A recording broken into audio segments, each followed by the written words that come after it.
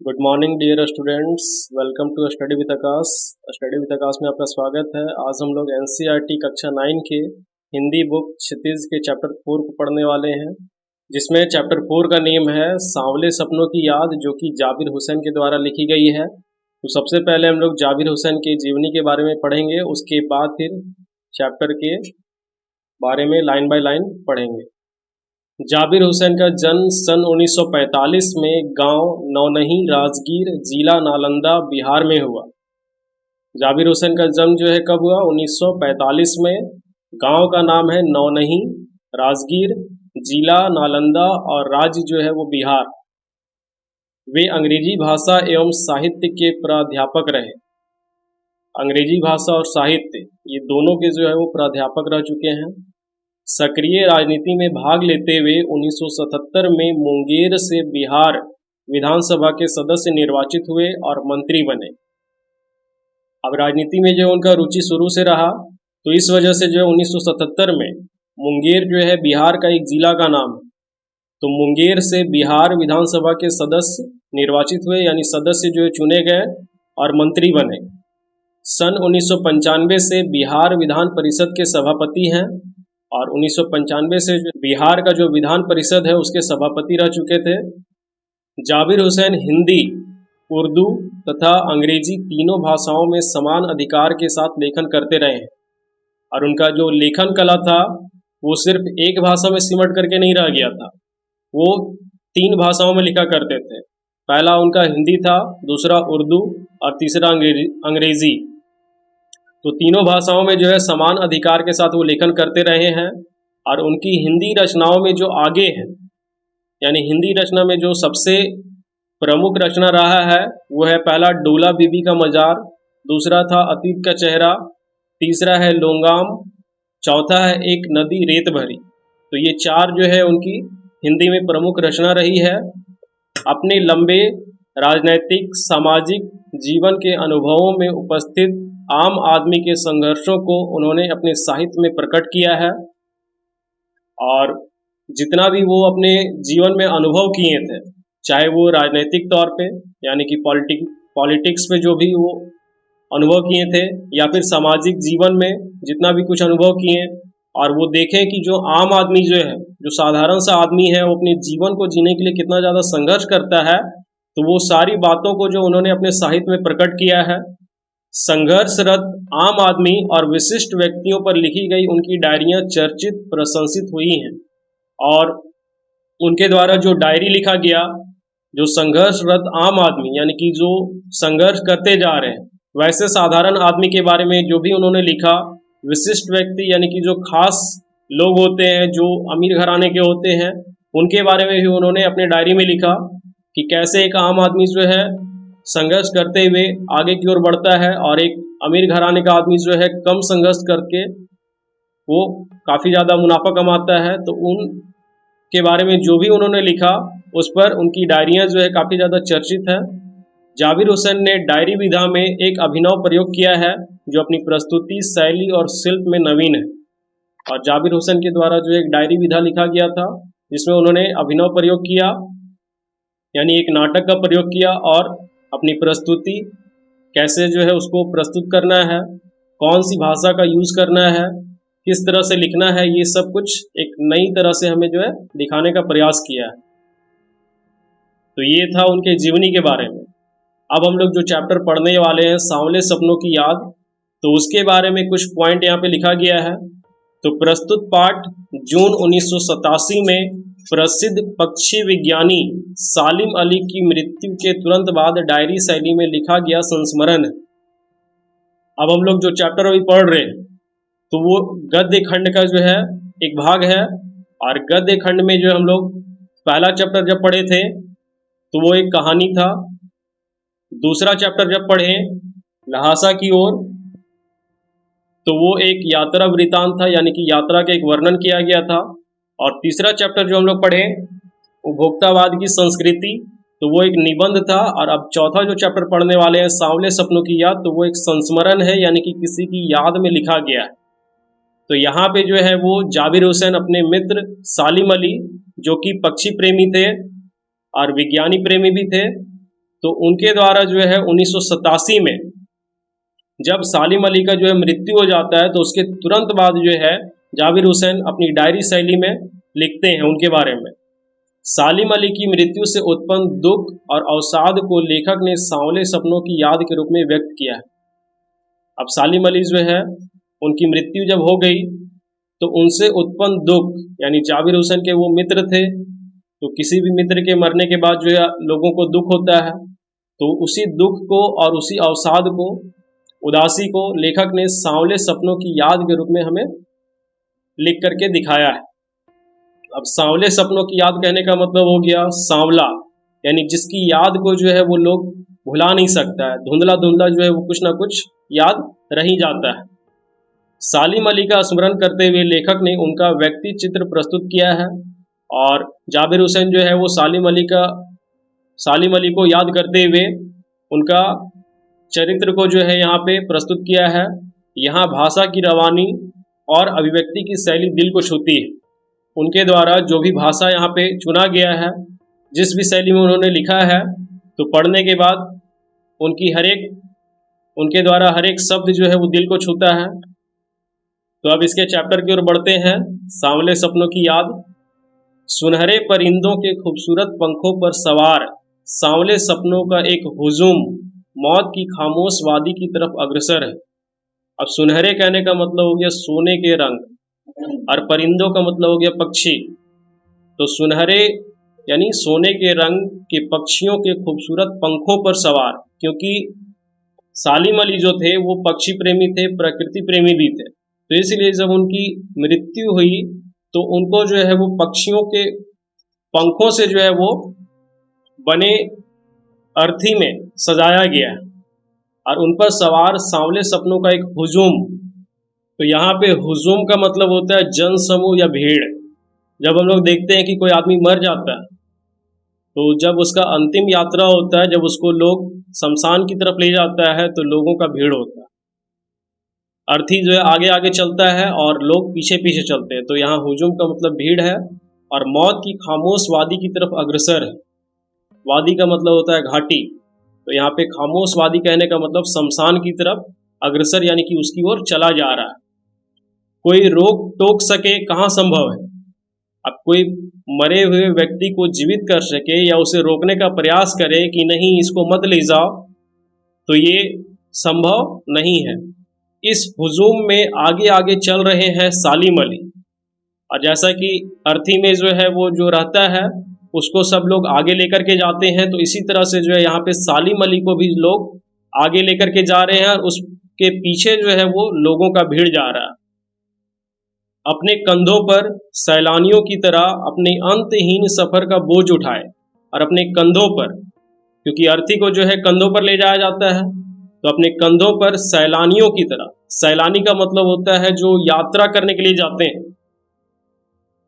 तो उनकी तरह जो है अपने अंतहीन सफर का बोझ उठाए, यानी अपने कंधों पर जो है वो जो भी उनका सामान होता है, तो उसी तरह से बोझ उठाए हुए लोग सालिम अली को जो है अपने कंधों पर ले जा रहे हैं उनकी अंतिम यात्रा तक। लेकिन यह सफर पिछले तमाम सफरों से भिन्न है, क्योंकि जितना भी वो सफर किए थे इससे पहले वो घूम के वापस लौट आते थे, लेकिन ये इनका ऐसा सफर है कि जिसमें वो लौट करके कभी नहीं आ सकते। भीड़ भाड़ की जिंदगी और तनाव के माहौल से सालिम अली का यह आखिरी पलायन है।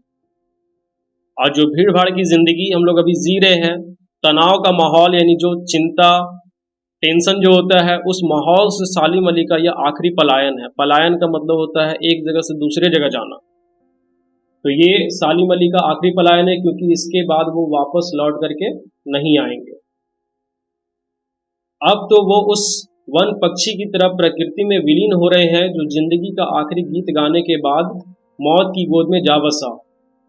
और सालिम अली जो है उस वन पक्षी की तरह, यानी जंगल में रहने वाले चिड़िया पक्षी की तरह प्रकृति में विलीन हो रहे हैं, यानी प्रकृति में मिल रहे हैं। विलीन होना मतलब मिल जाना, तो प्रकृति में मिल रहे हैं जो जिंदगी का आखिरी गीत गाने के बाद मौत की गोद में जा बसा।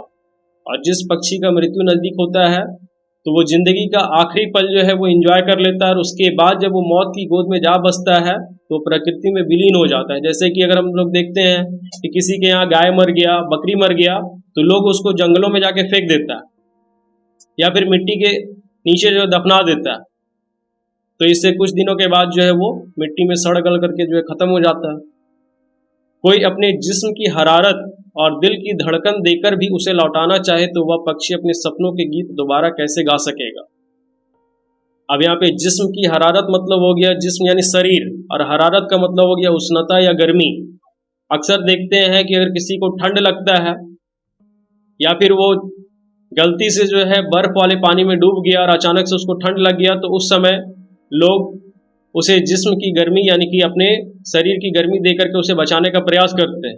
तो यहाँ पे भी अगर कोई चाहे कि सालिम अली को जो अपने जिस्म की हरारत यानी अपने शरीर की गर्मी देकर या दिल की धड़कन यानी अपना जो धड़कता हुआ दिल है उसको भी अगर निकाल करके जो उन्हें दे दे, तो भी जो है वो दोबारा जीवित नहीं हो सकते और ना ही अपने सपनों के गीत दोबारा गा सकते।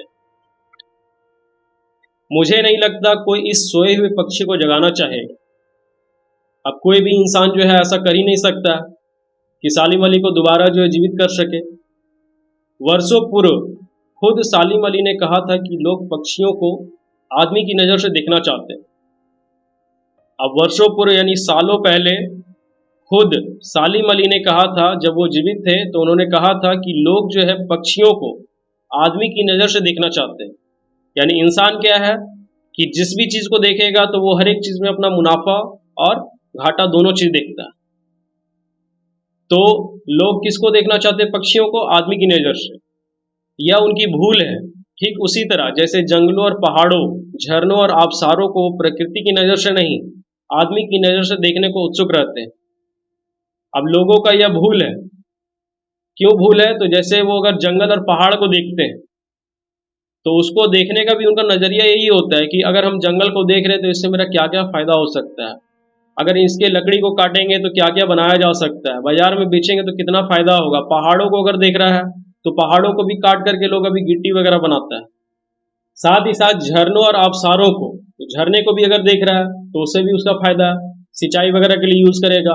और आबशार का मतलब भी वही झरना होता है। तो वो प्रकृति की नज़र से नहीं, अगर हम लोग प्रकृति की नज़र से अगर देखें, जो भगवान के द्वारा बनाया गया है उसके नज़र से देखें तो हम उसमें खो जाएंगे। जैसे कि अगर हम लोग कहीं घूमने के लिए जाते हैं तो जो हमारे लिए नया होता है, झरना हम लोग कभी देखे नहीं है, वैसे झरने को गिरते हुए अगर देख रहे हैं तो उसके खूबसूरती को देख करके हम लोग जो है उसकी ओर आकर्षित हो जाते हैं। तो आदमी की नज़र से देखने को उत्सुक रहते हैं। अब अगर हम लोग आदमी की नज़र से देखेंगे तो सिर्फ हम लोग का उत्सुकता बढ़ेगा, लेकिन अगर प्रकृति की नज़र से देखेंगे तो उसमें हम लोग घुल मिल सकते हैं। भला कोई आदमी अपने कानों से पक्षियों की आवाज़ का मधुर संगीत सुनकर अपने भीतर रोमांच का सोता फूटता महसूस कर सकता है। अब कोई भी आदमी अगर चाहे कि अपने कानों से पक्षियों की आवाज़ का मधुर संगीत सुनकर अपने भीतर रोमांच का मतलब हो गया एंटरटेनमेंट, मनोरंजन का सोता का मतलब हो गया झरना, फूटता महसूस कर सकता है, तो ऐसा कभी नहीं हो सकता जब तक वो उस पक्षी के साथ भूलेगा मिलेगा नहीं।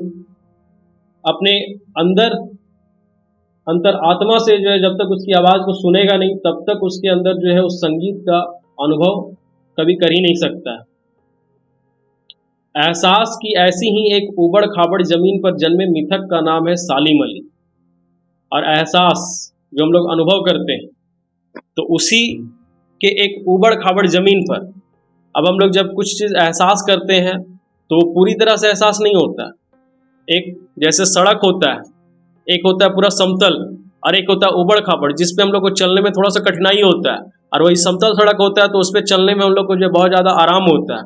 अब जैसे हम लोग मेन रोड है जो पीच वाला जो तारकोल वाला रोड होता है, अगर उस पर हम लोग चलते हैं तो चलने में आसान है, लेकिन वही जो है किसी गाँव वगैरह में घुस गए तो थोड़ा सा कठिन होता है।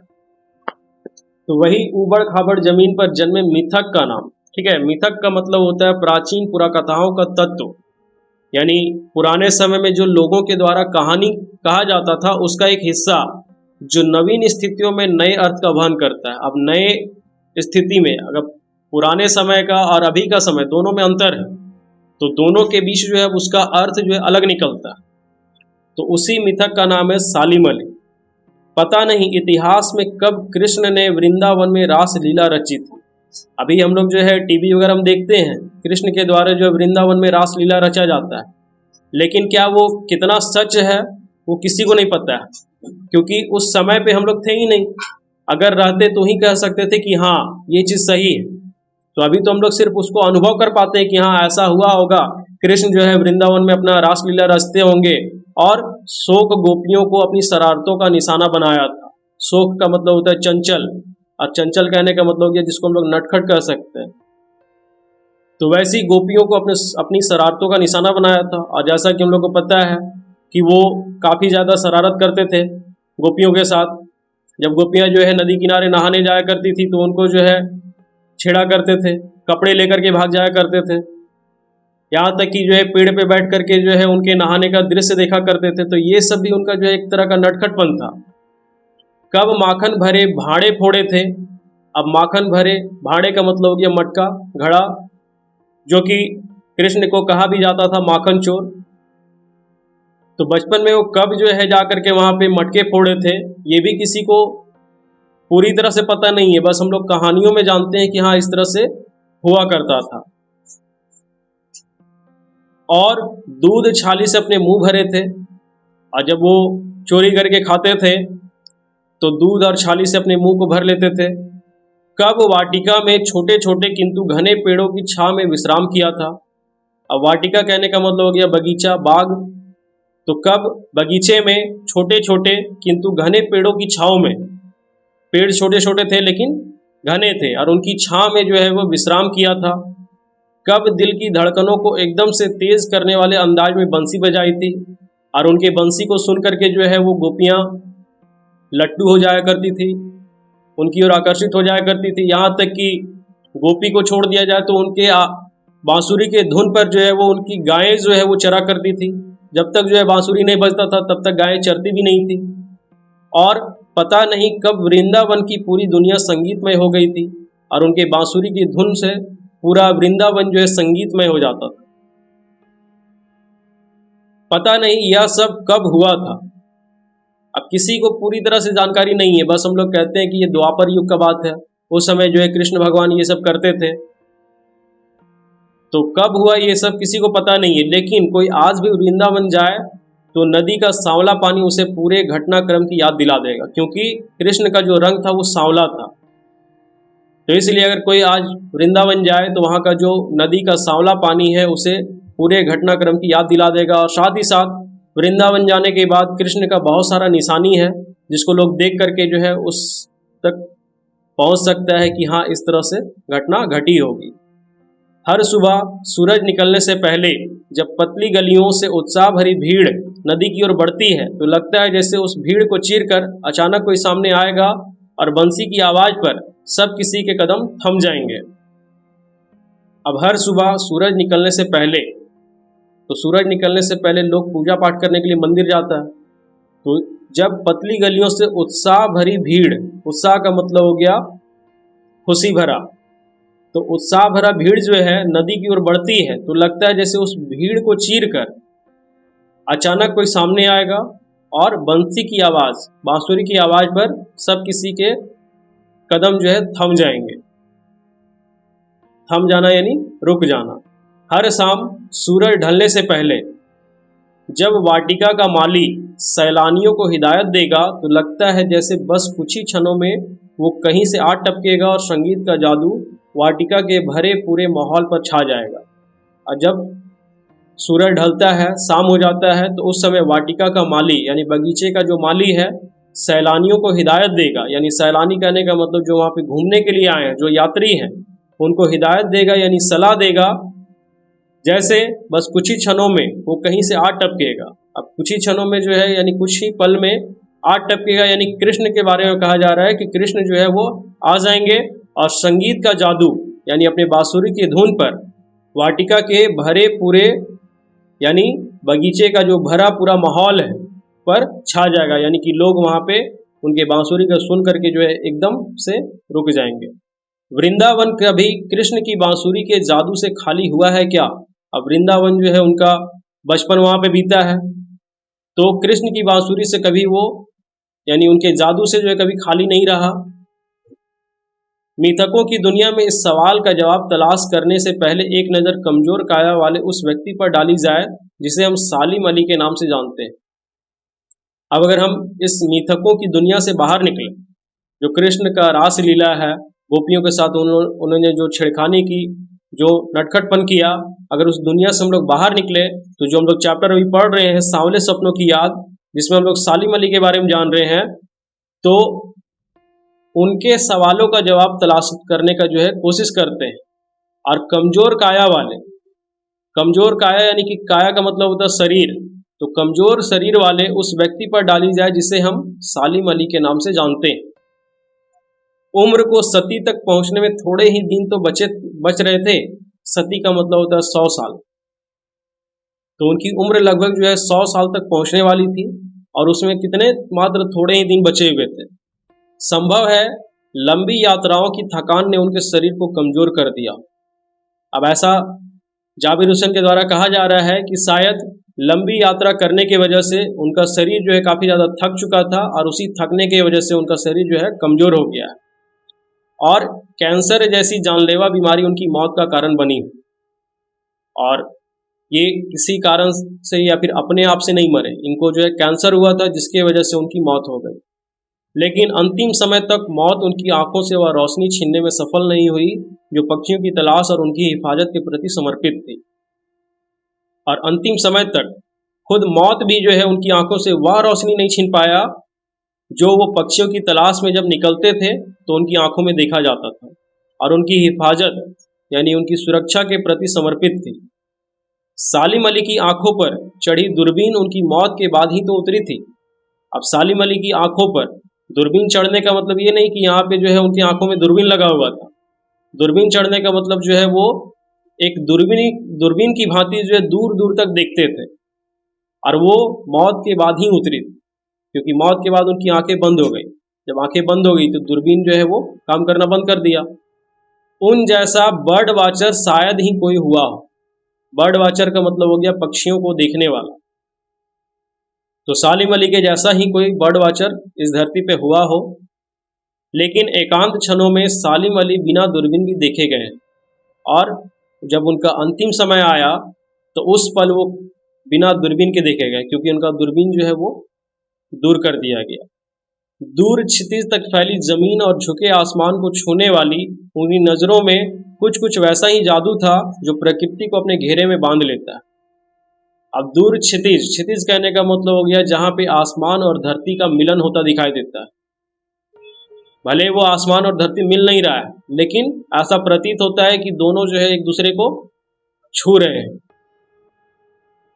तक फैली जमीन और झुके आसमान को छूने वाली उनकी नजरों में कुछ वैसा ही जादू था जो प्रकृति को अपने घेरे में बांध लेता है। सालिम अली उन लोगों में थे जो प्रकृति के प्रभाव में आने की बजाय प्रकृति को अपने प्रभाव में लाने के कायल होते। अब कुछ लोग ऐसे भी होते हैं जिनसे मिलने के बाद हम उसको अपनी ओर ना खींच करके उसकी ओर खींचे चले जाते हैं। तो यहाँ पे भी कुछ वैसा ही है कि सालिम अली जो उन लोगों में थे जो प्रकृति को अपने प्रभाव में ले आते थे, ना कि प्रकृति के प्रभाव में जाते थे। उनके लिए प्रकृति में हर तरफ एक हंसती खेलती रहस्य भरी दुनिया पसरी थी। और अगर देखा जाए तो ये दुनिया जो है रहस्यमयी है। यहाँ पे इतने सारे राज हैं कि अगर लोग ढूंढने के लिए निकले तो कम पड़ जाएगा उसका जीवन। तो उनके लिए यही था कि प्रकृति में हर तरफ एक हंसती खेलती रहस्य भरी दुनिया थी।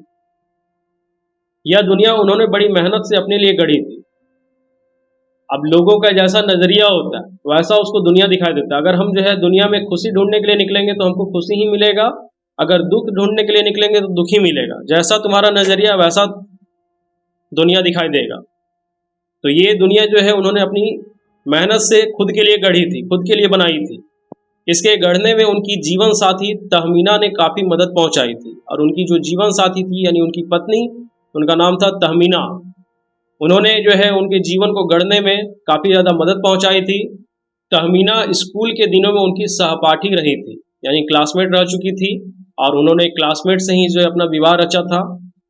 अपने लंबे रोमांचकारी जीवन में ढेर सारे अनुभवों के मालिक सालिम अली एक दिन केरल की साइलेंट वैली को रेगिस्तानी हवा की झोंकों से बचाने का अनुरोध लेकर चौधरी चरण सिंह से मिले थे और अपने लंबे रोमांचकारी यानी मनोरंजन भरे जीवन में ढेर सारे अनुभवों के मालिक, क्योंकि पूरा जीवन उन्होंने जो है घूमने में बिताया, तो घूमने के दौरान लोगों को बहुत ज़्यादा अनुभव होता है।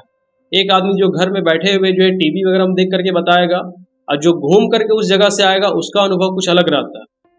तो वो बहुत सारे अनुभवों के मालिक थे सालिम अली।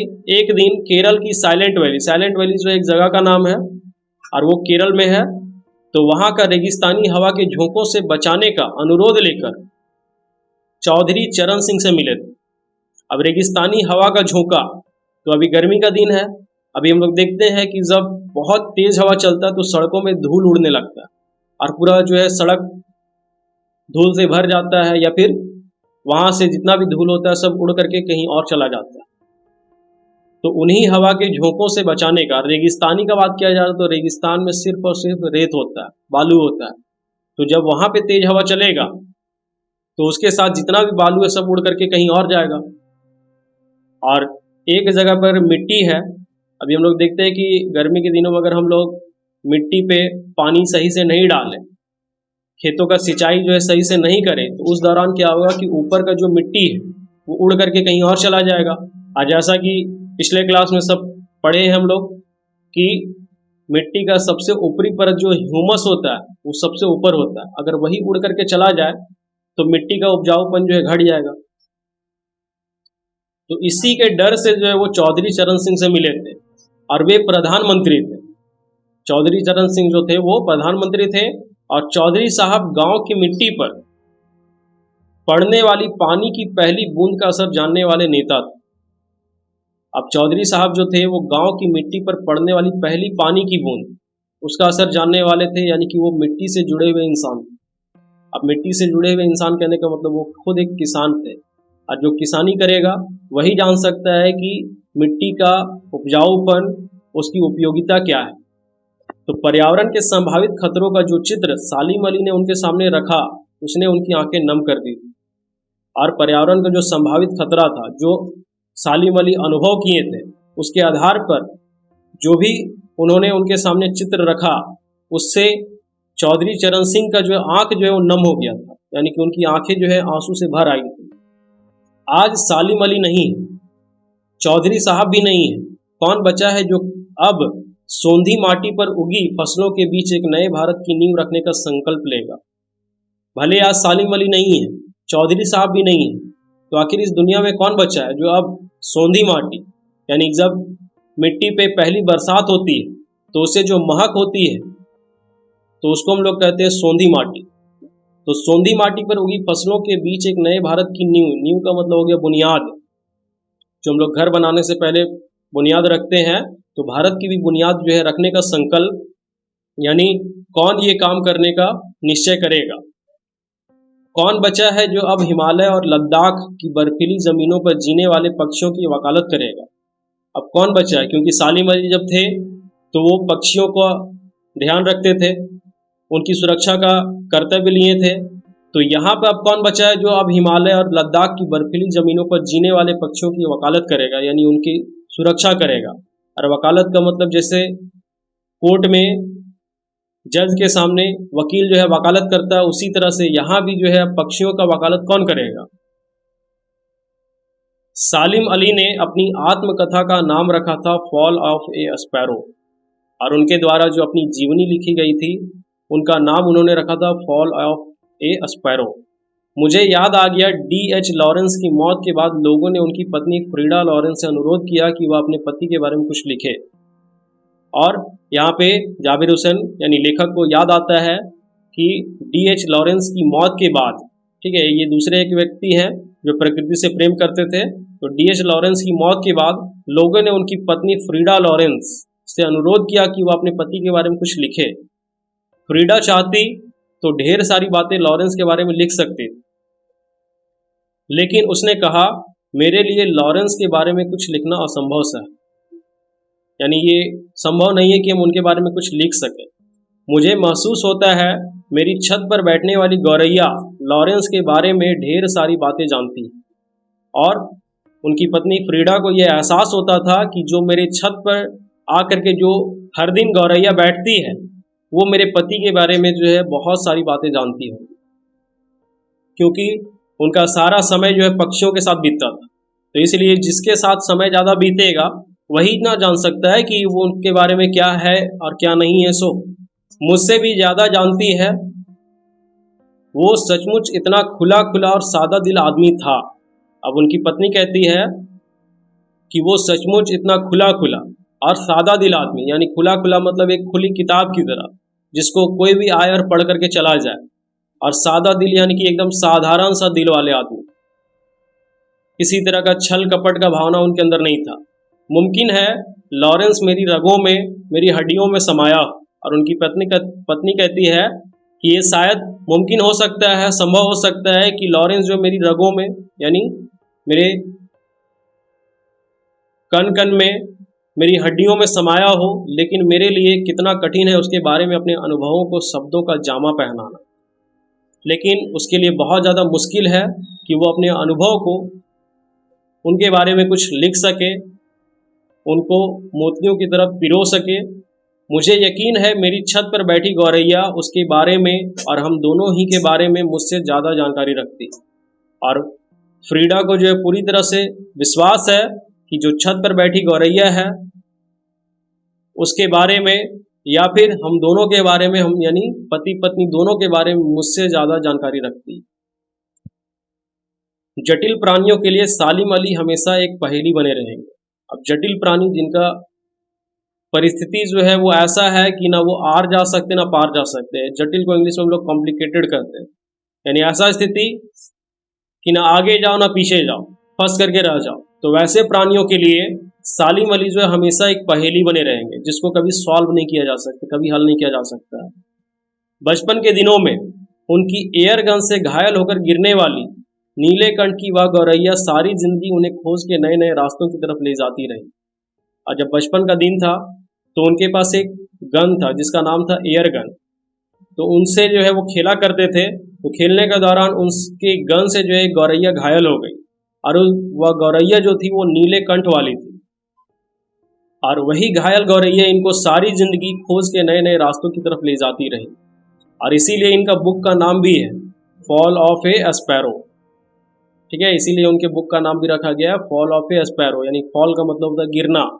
तो उनकी एयर गन से घायल होकर के जो है एक नीले कंठ की गौरैया गिरी थी, इसीलिए अपने आत्मकथा के बुक का उन्होंने नाम रखा फॉल ऑफ ए स्पैरो। जिंदगी की ऊंचाइयों में उनका विश्वास एक क्षण के लिए भी डिगा नहीं। और जब भी वो जिंदगी की ऊंचाइयों में आगे बढ़ते गए, तो कुछ लोग होते हैं जो अपने ऊपर विश्वास नहीं रखते। जब तक अपने ऊपर विश्वास नहीं रहेगा तब तक हम आगे नहीं बढ़ सकते। तो वो खुद पर विश्वास रखे और आगे बढ़ते गए, अपने पथ से कभी भी वो भटके नहीं। वो लॉरेंस की तरह नैसर्गिक जिंदगी का प्रतिरूप बन गए थे।